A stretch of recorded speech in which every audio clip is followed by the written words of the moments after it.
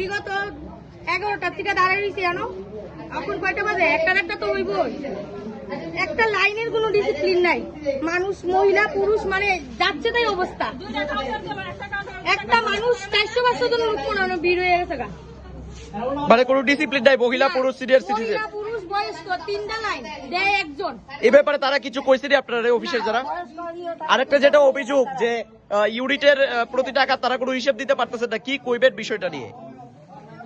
তারা জিগাইলে তারা ইউনিট বাড়ছে, বাস এতটুকু আর কিছু না। 17 তারিখ 500 টাকা ঢুকাইছি, আজকে কয় তারিখ টাকা শেষ?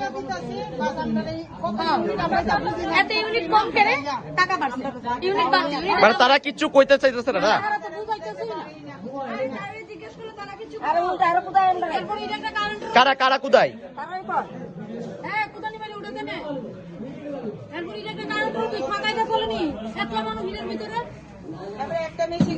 কি হয়েছে আজকে? আমি কারেন্টের বিল ভরতে পাইছি 400 টাকার বিল, 400 টাকার ভিতরে আমরা 16 ইউনিট দিয়েছি। কিভাবে 16 ইউনিট দিয়েছি? সামনে মাসে আমি রিচার্জ করে গেছি, এক মাসে কিভাবে আমার 16 ইউনিট দিয়েছে? আমার কথা হয়েছে এটা কিভাবে 16 ইউনিটটা দিয়ে হয়েছে? আমরা টাইনেটা বুঝাইতাম গেলে স্যারের কথা কইতে, স্যার নাই, কোনো স্যার নাই। তারপর কেউ মানে কোনো কথা জিগাইলে কোনো পাত্তা হইতে না, কোনো কথা। কারে জিজ্ঞেস করছেন? ওই বিল করতেছে টাইনের গেছে, বিল করতেছে টাইনের অনেকবার গিয়ে গেছে, টাইনের না করতেছে। সিনিয়র ম্যানেজার আসেনি এখানে? এখানে অনেকেই আছে, ওই দেন টাইনেরও সেম হয়েছে 400 টাকা তো 22 ইউনিট। কিভাবে ইউনিটটা দিচ্ছে?